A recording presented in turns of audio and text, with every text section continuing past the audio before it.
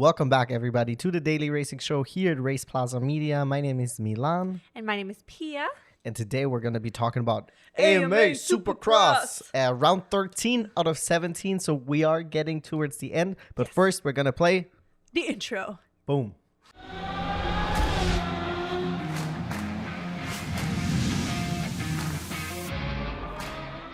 All right, so here we are. We're going to talk about it a little bit more structured. We're going to try. We're going to try our best, guys. So we're going to first talk about 250SX. We had the East Coast boys back in town. Welcome back, boys. So that was exciting to see those guys back, especially because I think, was it next race? Next race is going to be all together? Yeah, so next week we're going to have the East-West Showdown, which I'm super excited about. As you guys know, if you've been following along, this is our first season, so a lot of these things, like the Triple Crown events, were brand new to us. Now that the East and West Coast are coming together, I'm kind of so excited. I'm really interested to see how the East Coast stack up against the West Coast or vice versa. And also how it works. If you guys know more, let us know in the comments, but we'll definitely be tuning in for that. But for now, let's get into this weekend's race. So, of course, like you said, they were in Foxborough, Massachusetts. The East Coast boys, so we had Deegan, McAdoo, Vial, and all the boys. Pierce, Brown, Sneaky Snack. Oh, the sneaky snack was back in town. It was a great race. We ended up not being able to watch the heats this time around. However, we did watch, of course, the main races. We wouldn't want to miss those. And unfortunately, Hamaker fell in the 12th minute. He fell pretty hard. Yeah, during the hoops. And unfortunately, he didn't end up finishing the race, which is of course a bummer. We always love to see everybody finishing the race, and he's been always fighting for points as well. So it was a little bit of a bummer that he wasn't able to finish this race. However, all eyes, I feel like, were on Hayden Deegan this round because he has a lot of expectations to live up to. The Danger Boy, as they love to call him. I mean, he has a legacy from his family side to live up to, and he did well last year, winning a championship as well. And he did really well this race. I mean, he won the whole shot. He immediately drove or rode away in the front, and he had a very clean race, I'd say. I think there was one hiccup a little bit towards the end, but nothing really that caused him any danger. And so that he ended up winning by over 4 seconds, which is, I think, quite impressive. Yes? Yep, yeah. I feel like I'm waiting for you to chime in. Well, I figured you'd just tell it all. Well, I think the one thing I will say is, the cool thing is about the East Coast boys is also that the championship is still wide open. So it's still kind of between Hayden, Cameron, Deegan, Cameron McAdoo, and Tom Vial. I kind of am hoping it for, I don't want to apply favorites, but I would kind of like it for McAdoo to take it. Yes, he seems like such a sweet guy. And I love his attitude of just being in the moment and living and enjoying everything as is right then and there. So I love that mentality, and he's been riding really well. And he did come in second, and he did have a great race. Yeah, definitely. So I'm hoping that we won't see like a runaway, which fortunately we also didn't see in the 450. Yes, that's very true. Which we were a little bit afraid of. But I'm excited for the next. So this was round 13. So we get 14, 15, 16, 17. So, but I don't know if the East Coast boys were going to be there every single time. No. I think the West Coast boys are coming back. I think we have 2 East Coast, West Coast showdowns. Okay. And then maybe one more race each. And then maybe one each. I don't know. Correct us if we're wrong. I mean, this is me just guessing. But yeah, if I look at the standings, so they're all still pretty close together. So yeah, it was I think the race overall was good. Yeah, I think it was a really fun race.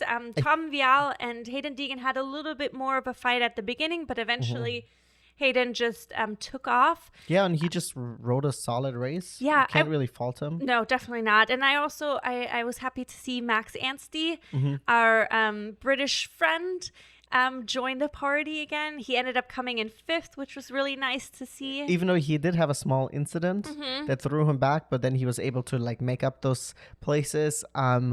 Yeah, I would have liked to see him obviously a little bit further up, but we have Sneaky Snack Pierce Brown, who's been just so solid this whole season. I know, and even the commentators commented on it. And him, so Pierce Brown, Cody Schock, and then Bennick, those three guys have been super consistent this year. I don't think any of them have won an actual race, but they've been scoring well enough in the points to be up in the championship overall. So it's really also, I mean, it's not all about winning. Of course you want to win. I mean, you can't tell me that any of these guys don't want to win. But if you race consistently, so you can still be up fighting for major championship podiums also. Yeah, and then I wanted to quickly touch on Jalik before we move on. Yeah. We saw him. I think he had an okay race. He ended up coming 8th. I think we saw him battling with one person. I don't remember the name, but then he ended up, kind of just like, I guess, I'm not saying coasting in 8th, but he was never really contending for like a top 5 position and stuff like that, which is a little bit unfortunate. But I do believe it is his, it's Triumph's first season. Yes. So hopefully they'll be able to, take all of that from this year and, apply all the, things that they've learned, and make the bike better. And then hopefully he will learn. Yes. Because I think he probably, because I think in his first race he did really well. Then he was the first one to ever lead a complete lap with Triumph and stuff like that. So I do believe there's a lot of potential, but this championship definitely nothing's gonna happen there. No. But yeah, overall the East Coast boys are it's exciting. Yes, definitely. So just to sum it up, we have Cameron McAdoo in first place currently with 120 points. Tom Vial, our friend from France, he's with 116 points, so just 4 points behind McAdoo. And then in third place currently is Hayden Deegan with 13 points behind. But our little sneaky guy, Pierce Brown, is only 2 points behind Hayden Deegan. It's really impressive how he's always up there. Yeah, he's 15 points down from the championship. So technically, he could also still win it. If he would win, I mean, depending on what happens, of course, in the next races, but if he would get a win in there or something like that, or the top guys for whatever reason don't do so well, maybe especially in the East Coast West Coast mashup, I don't know if those races how they affect here. Yeah, but I'm sure a lot would have to happen for him to win it. But I mean, imagine. Yeah, I mean, I'd love it. That would be crazy. But yeah, so it's still a lot can happen. We're both very much looking forward to next weekend's race. But moving on to the 450, which was also what a fun race to watch. Our boy Kenny was in the mix again. What is it? Kickstart Kenny. Kickstart Kenny. Kickstart Kenny, the boy. Because I think the Triple Chrono went all right for him. I think he was on the podium once, and then the other ones he was kind of top 10, but it wasn't really that good. So it's really good. We saw him in second place for a long time. He gave Chase, who was in third, really had to work for that overtake. Yes. I figured he might be able to overtake him because Kenny does have had it in the last couple of races that he got slower towards the end of the race. And Chase being the defending champion, also I was like, he's probably going to be able to get him. Yeah, it's just also seemed that Chase had a little bit of a better pace. I don't know if it was his racing line was better, but of course we were rooting for our boy Kenny. Eventually he had to, eventually Chase just passed him. And then I was rooting for Chase a little bit to make Cooper Webb's life a little bit more tricky because Cooper Webb was leading from the beginning. Yeah. But before, so he won the race. Cooper Webb ended up winning. Chase came in second, Ken third. However, I did want to give a shout out to Eli Tomac. He had an incredible heat race. His start in the heat race looked like from another planet. He was like 2 bikes leads ahead of everybody else. He shot out of there like a rocket. Yes. It was absolutely insane to see. It would have been actually really awesome if he would have been able to put that start together during the race because he ended up coming 6th. I don't think he had a good start for the race. And then I'm pretty sure he probably made up some places. Yeah. Also, who had a really terrible start was Jet. Yeah. Jet had a really bad start. He was not even the top 10 after the first one or two laps. I think he was like in 12th. Yeah. And we barely saw him on TV, to be fair. There was barely any coverage of him. To be fair, there was a lot of coverage between Chase and Kenny. Of course, because there was a lot of action happening there. But yeah, usually we get to see a lot of action production from Jet Lawrence, but not as much. And his brother was ahead of him for a minute. Yeah. So Jet ended up coming 5th, and Hunter ended up coming 7th. In between those two guys, you had Eli Tomac. Yes. So yeah, I mean, I would have liked to see Eli a little bit further up front, especially because he came from that Triple Crown sweep, technically. Yeah. And then also really important, Aaron Plessinger was not in the race because he had injured his elbow. I think they said that he was injured and that they were trying to get him. Did he try to, but when they were like testing it, it wasn't working, I believe, if I remember this correctly, which is really bummer because he had such a great start into the season and then he just kind of like ebbed off. And he's also such a fan favorite. Everybody just loves to see him because he's just he's a good energy. Yeah, you know? Exactly. Also, Cian Cerullo was back. If you guys remember the last race, somebody had accidentally kind of rode over his ankle, which was unfortunate. But he did say that he still has issues with it. Yeah, that he wasn't able to practice as much, especially in the week off. Exactly. He said he was the first time on the bike again on Wednesday of this week. And so it was a little tricky. He did, which you talked about in the racing news, he did announce his retirement from the sport, which is... it's just sad, but it's also understandable that he wants to retire just because of his injury history. And then one of our community members also, I mean, I appreciate you guys so much letting us know the information that we don't know yet because we're new to many of these different racing sports. So yeah, please let us know. Fill in our gaps in the comments below because we want to learn more about it. So it's been... it seems like he had a couple rough seasons. From what the commentators also said, he had a great start into his professional career, very successful early on. But then once he got into the 450s, from what I gathered, that's when his like injury prone moments happened, or when he had to miss many races because of injuries. Yeah. He also... I believe in his retirement video, he also mentioned that like he's partially paralyzed in his hand, or like he like doesn't have the full feeling in his hand anymore, which obviously you really need when you're racing, especially like in a sport that is either like you're determining your braking or your clutch. I don't know which hand it is. So it's really unfortunate, especially like if you think about it. We've talked about this before, that he's retiring from his professional career and he's like 27. So it's really wild. But as I said in the racing news video, we all wish him the best.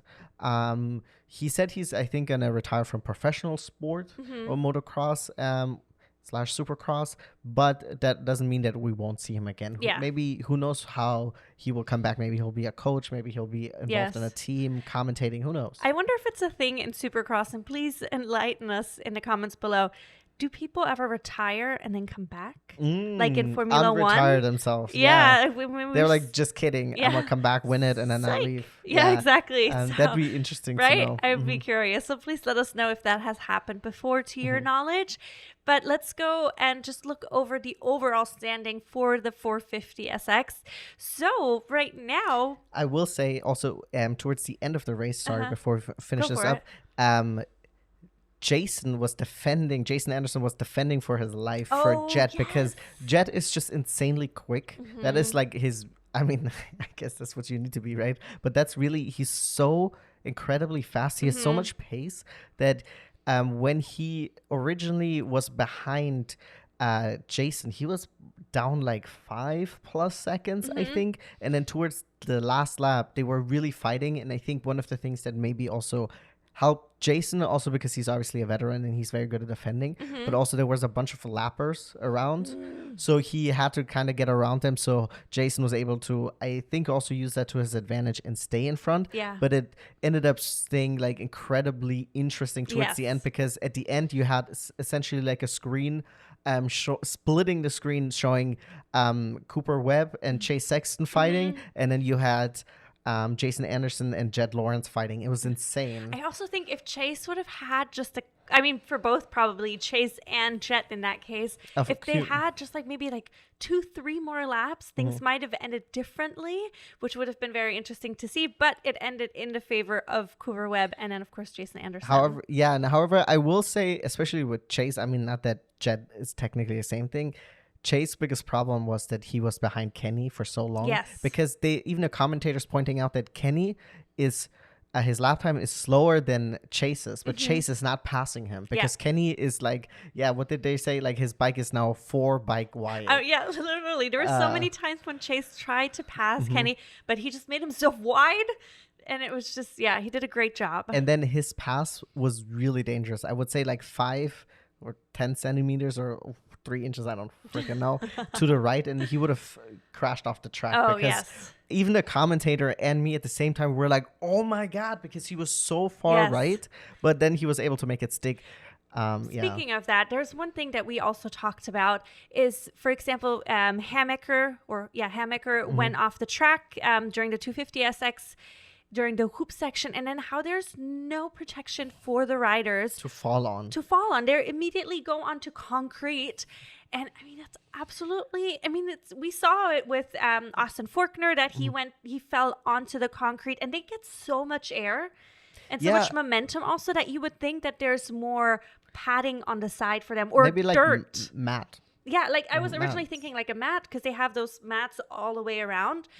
But just something to protect them, because especially like in areas, like I'm not saying, I don't know if it's feasible to do it all around, especially because sometimes riders need to ride off, right? And then they come back off track. But I think there should be a margin, especially like sections where like maybe drivers are more inclined to wipe out. Yes. That's maybe where and also like where I guess there's certain they need areas. Someone there to catch that's what I was thinking, like somebody as with a a spotter. mat. It's like that. Not to make light of the situation, but we were hoping for more interesting. protection for the riders, because it's not the first time that we've seen it this season, and it's only our first season. So but going back to the overall standings now for the 450 SX, we currently have a tie for the lead. So Jet Lawrence and Cooper Webb are both leading the championship for the 450 SX with 261 points.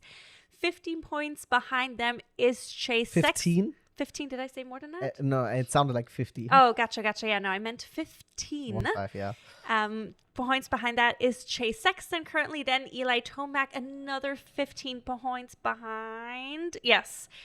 That, and then our boy Ken is currently in 4th, and then we have Jason Anderson, Aaron Plessinger, Justin Cooper. Oh, Justin Cooper, we didn't talk about that. I apologize for the mess up, us jumping back and forth. I like how we were like, we're gonna be organized this video. Don't you worry about it. We are organized in terms of 250 and 450. Yeah, that's as organized as it But gets, then, guys. Justin Cooper had a accident or a fall during his heat. So he did have to go into the last chance qualifiers, or as Milan loves to call it, the lucky loser rounds. Okay, I wanted to specify this. I will say this once, right? Lucky losers comes from ski jumping. Yes. Oh, I think you've said that before. Oh, okay. I just want to make sure I'm not making fun of this, but that's where I know the term from. Yes. So like you have like, instead, it's not as mean like last chance qualifiers, it's lucky losers, but that's where we're coming from. I didn't come up with this term myself. Yes, but the good thing is he did ended up making it through the last chance qualifiers as well. But it was definitely interesting to see him there, because as mentioned earlier, we didn't watch the heats. We started with the last chance qualifiers, so it was a little bit of a surprise to see Justin in there. Yeah, he ended up coming 8th, so he had an okay race. Yeah, exactly. But yeah, so it is interesting. We talked about this. We didn't want Jet to run away with the championship, and now he is not. And technically, it seems like Chase has almost finagled his way into there, because 15 points. Yeah, he's catching up, because I think last he was like 20 plus points behind, so now it's only 15 points. So, and they still have a couple more races, of course, ahead of them. So I feel like a lot can happen depending on how things move along. Yeah. So yeah, we're both very much looking forward to this weekend's race. Let us know if you have a guess or a bet of who's gonna take it, the overall win for either or all of the different championships. Do you want to make a guess? Oh. Okay, so I'm gonna say for the west side, it's gonna be Levi. Levi's gonna get it. Yeah, Levi Kitchen's gonna get it, sure. and I'm also gonna put my chip in for Levi. He's gonna, when the West Coast and the East Coast come together, he's gonna dominate. I'm gonna put all my eggs into Levi's basket. We love I'm that. gonna put one egg into Joe. basket, Joe Shimoda. But I'm going to say Levi is going to really kick some booty. For the 450 SX. Well, we'll talk about the 250. Okay, East Coast. so do you agree with for West sure. Coast? Yeah, West Coast, I 100% think Levi is going to take it all. Even though it's still technically open, but I think Levi is going to run away with it now. Yes. It's going to be close, maybe with RJ Hampshire. But Levi is definitely going to win that one. For the East Coast boys, I think it's going to be a close one between McAdoo and Hayden Deegan. So you think Tom, who's in second right now, is going to just not show up No, anymore? I mean, he's still going to be in the fight with them. But I feel like maybe Hayden has some momentum going for him right now. I feel like he's in the right mindset, and he's been riding clean races ever since that incident. So, but I'm hoping for a McAdoo win. I think you're right, because I think Tom was on a momentum and then they went on a break and then he didn't have momentum coming back. So it is kind of this thing. Yeah. And Deegan is coming from a high, but I'm also going to put my eggs on a basket for McAdoo, because I just said all these things about him earlier. Yes. So how the hell am I going to not say him now? And then for the overall 450 SX, I think it's going to be tricky, but I have a feeling maybe Cooper Webb will win it. I don't know. I think Cooper is coming from a high too, because he's now won a bunch in a row. And Jet, Jet has been having like a few bad races back to back. Technically his Triple Crown wasn't bad, but he got unlucky with the flag situation, ended up losing. Yes. And so Eli ran away with the sweep, right? But I feel like it also really depends on, I'm not familiar with the tracks that are coming up, so it really depends on what type of tracks those are. And then he's technically more familiar with the west side, so if those are east side tracks, then maybe the veterans are at an advantage there. Maybe. So we'll see. I think it's definitely going to be close. So you're going to put in your hat for Cooper? I don't know. I don't want to put it in for Cooper Webb, because I think... I would prefer maybe. I hope I'm not going to get a lot of hate for this. You're going to get hated for Sid Jet. I know I was going to get a lot of hate. Popular. I know he's but not. I'm going to say Hunter Lawrence. I'm just kidding. I will say, you know what? I'm going to put my hat into the basket. I went from a hat to egg. Yeah, I know. Whatever. My tires is Chase. I'm going to say Chase is going to come in and just be like, listen, guys, I am defending this title. You guys figure it out, and I'm just going to take both of you guys over. Okay, no, I don't think so. Chase, show it to her. Prove her wrong. All right, well, let us know in the comments below. What do you think? Do you agree with us? Chase. Or with Kenny. Either one of us? I mean, bro, if Kenny would take it. But then all the other top four just need to do nonsense. All right, we're just babbling on now, so we're going to end this here, Kenny, guys. Get him. Let us know what you guys think. But thank you so much for tuning in. Please remember to like and subscribe. We very much appreciate it. And we will see you here at the Racing News. No. Tomorrow we will tell you guys everything that you can watch for this upcoming weekend, racing related. We'll break it down for you guys. Cherry pick some series. We'll let you guys know. Anyway. Exactly. And then also check out our website where you have the full racing schedule for April posted with links to make it a little bit easier for you to find out what you can watch, where you can watch it, and when you can watch it. But we'll get into more details in tomorrow's video. So we'll see you guys. Bye-bye. Bye-bye. Kenny.